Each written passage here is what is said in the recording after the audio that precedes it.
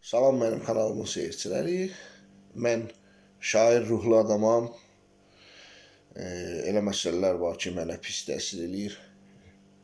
O deyir, başqasına gülmə, başıma gələr. Mən heç vaxt gülmürəm, əksinə kritika çərçivəsindən yanaşmağa çalışıram. Və mənim aləmimdə mütləq olaraq Allahdan sonra ata-anadır.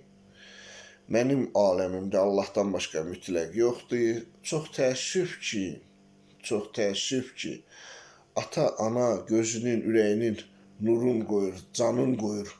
Övlad böyüdür və övlad hələ bir qara qəpik xeyir verməmiş, başlayır iddialar eləməyə.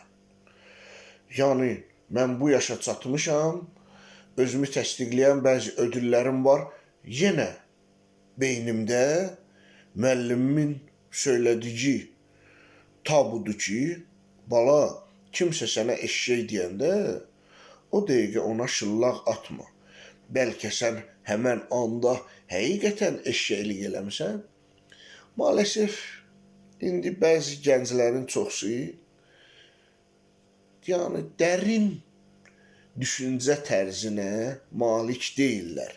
Hələ mənəm prav, belə olmalıdır filan bəsməkən və dünəndən başımda bir şeir formalaşıb, mütləq onu söyləyəcəm.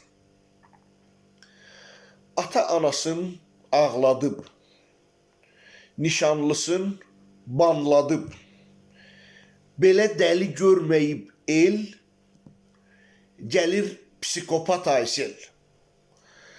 Saçları vızzalanıb, uşaq ikən az danlanıb, deyir qızın döyməyən dizin döyər.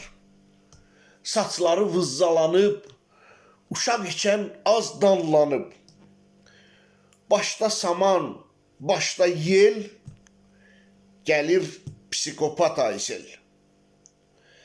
Deyir belə, deyiləm, azacıq sinirliyəm, zəlzələ, tufandır, sel, gəlir psikopat Aysel.